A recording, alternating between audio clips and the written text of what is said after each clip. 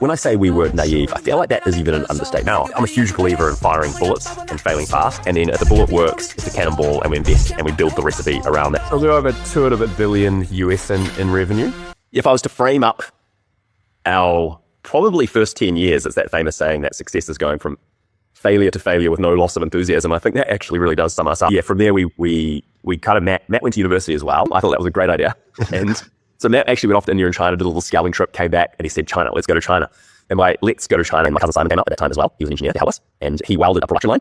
And we pretty much spent all the money we had on an injection molding machine, and we started making our first product, and we started making our second product out of there as well, which was a night frisbee, which we got sued on, and we had no money to defend ourselves. So I say we weren't that naive. I feel like that is even an understatement. Like, we were trying to make a hot air balloon, but we didn't even realize that we couldn't sell it to any toy chains or large retailers around the world because it cost them meeting the regulatory standards. I mean, it had a burning can under it. So we were super naive. So then we started looking up products that we could maybe make in our little factory, and we saw this company in America making a light up frisbee with LEDs, and it could be thrown at night. We thought, oh, that's cool. So we made this night frisbee in our factory, and I started hustling to try and sell this thing. As in, like, I would email every buyer in the world, of every major retailer in every country I possibly could. And we made this night frisbee, and we also made this other product, or copied this other product called Money Gobbler, which was a money bank in the shape of an animal, and you'd feed the coins into its mouth, it would go down throat into the stomach. So we started making these two products. Matt decided we wanted to sell a wooden toy factory for this Money Gobbler, and we had our production line for making this frisbee. So I sold them to this company called Shilling. So I got a New York Toy Fair to be on their booth to start selling these two products. I flew back to China, and I said to my brother, have you ever heard this whole, IP thing, this whole patent thing? I think we need to start innovating and coming up with our own ideas. And I was so enthusiastic, we had no other choice that we had to sell this product. And I remember selling the night frisbee to the department store chain in the US, Coles, with a K. I know we have Coles down here in Australia with a C. Never forget the buyer's name. I actually still work with her today. This is 19 years ago. Her name was Jen Sarah. She was a buyer at Coles, and I would email her every single day. And one day I got an email reply from her. It was all in capitals. It said, Nick, I do not have time for your daily email communication. Please stop emailing me every single day. And I'd always write back, oh, so sorry, Jen, but I just think our product's really great. And at this stage, so we send a sample to her, and she ends up ordering a full container. I think it was 20,000 units of this night frisbee. So we're pretty happy at this stage. It was a big celebration. We never had a full container order of any product. And so we shipped this full container of night frisbees.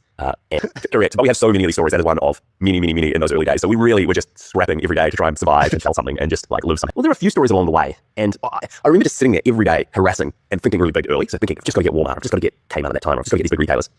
And one story, I remember ringing Walmart every single day. And because of the time zones, it was late at night. And month after month after month after month. I always remember all the early names because I just see it in my memory. And I remember one night, my brother was basically telling me to give up. He was thinking, I'm going to get Walmart.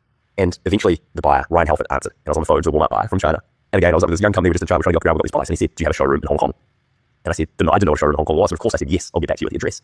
We started to learn that the toy industry at the time revolved around these showrooms in a place called Tim Shastui in Hong Kong. All the companies had showrooms there, and all the buyers from around the world congregated in Hong Kong twice a year to come to these showrooms. So I got on a train the next day to Hong Kong, and I'd researched where these toy companies were, and started knocking on toy company doors and trying to do a deal with them. I said, I'll bring a Walmart buyer in if you just give me some space to use and your address, and then hopefully you can sell some of your products to them as well. And every company denied me and denied me and denied me. So I thought, okay, we need to rent a showroom. And at the time it was a lot of money, but we found these little glass cubicles in a place called South Sea Centre, and they were just a few meters by a few meters, like tiny little cubicles. But I think they would have been like, I don't know, $2,000 or $3,000 a month to rent because Hong Kong was so expensive. And so at the time, we didn't have that money. We were so poor. But I thought we could have an option. We got this chance to get a Walmart buyer coming in. And so we just said we have to do it. So we rent this little tiny cubicle, and it kind of had curtains on the inside of it. And I found some shelving that someone was throwing out from other showrooms. So I put this little shelving in there. We bought like a table, and then I had a little roll-up mattress, and I would sleep in the showroom under the table each night because there's no other room to sleep. So I'd unroll the mattress under the table, sleep in that, and then I'd wash it in the little bathroom in South Sea Centre in the morning. But I had the showroom, and I start kind of realizing that the buyers come to Hong Kong in January and October every year. So that was good because now I have this kind of base to like invite people to. So I get Walmart to come in. I actually got a guy called Frank D'Amico who was from Walmart Canada. And I'll never forget because he came in, and I think he was so shocked that they'd given me a meeting when he saw this 2 meter by 2 meter showroom that he came with his two merchandisers. I went to shake his hand, didn't shake my hand. He didn't even sit down. He just yelled at me and goes, quotes across the table. And I'd filled out the quotes around 2 or 3 products at the stage. He kind of reads the quotes, and I'd filled something out wrong, and he just throws the quotes down on the table and just walks out and leaves us 2 Hong Kong merchandisers standing there staring at me. I think that was my second ever meeting, and I'm just like in shock. I'm like, wow, where's it going to be? And he just storms out. And then I contacted his boss and said, hey, I just really like that experience. This guy Frank, like, I genuinely think he was really rude. And his boss made him meet me again in their procurement, in Walmart's procurement center in Shenzhen. So I was like, screw this, I'm going to go up and meet him again. I met him for a second time, and ended up ordering. And at the stage we had a night ball alongside night frisbee. But I think he ordered about $70,000 of this night ball. It was another good example of persistence. And then, so when I first gone to China, I've been on a tour with, he's one of the wealthiest guys in Hong Kong, like Francis Choi, owns Really Light International, another contract manufacturer for Hasbro and Macau, all the toy companies. One of the first factories I ever toured, I somehow got in touch with his 2IC guy called Wilson, and he'd taken me on a tour as an 18-year-old with their factory. And you can imagine me coming from New Zealand and then going to these factories with hundreds of thousands of people and being like, oh, this is like insane. So I still had this contact with Wilson from Really Light. So I got in with Wilson. I said, hey, we've got this huge order, 2.2 million pieces. Can you help us make it? And he said, yep. And then I said, oh, and by the way, can you also pay for it as well? He said, let me check with Francis. Came back to me and said, yeah, if you transfer the letter of credit to us, we'll help you pay for it as well. Great. So we start making this product, 2.2 million ICs, 2.2 million LCD screens, so all the components. To be honest, we were making these products, and the second product line we made were these night balls, but the product was so bad, Matt would move factory by the stage, and the engineering of them was so bad that they had these sort of foam EVA patches glued into this frame.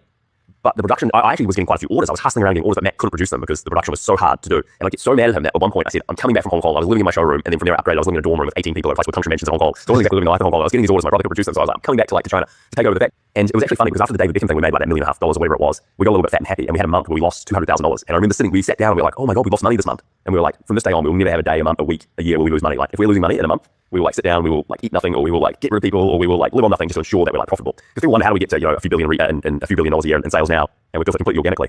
And the truth is, because we're so frugal, we start building our business got more and more profitable just every year for 20 years. So it was almost this cognitive process to how do we remain profitable, and then that's just compounded over 20 years, and we've just got more and more profitable to the point where percentage-wise, by far the most profitable toy company in the world, where we run at like 40. So we're over $2 billion US in revenue, but we're growing about 25 to 30% year on year. So that's compounding. But I think the thing with us is our revenue is one thing. It's just how profitable we've built it. And this is all in about 5.5 years. We've built this business. So well over $1 billion in retail sales last year and diapers in 5 years. So from start to go $1 billion a year, should I say, and growing incredibly fast like this year. We can grow 30% again. So this was a lot of fun. And I don't often share our story that often, but yeah, I totally agree if it can help inspire people. And I always say it, right?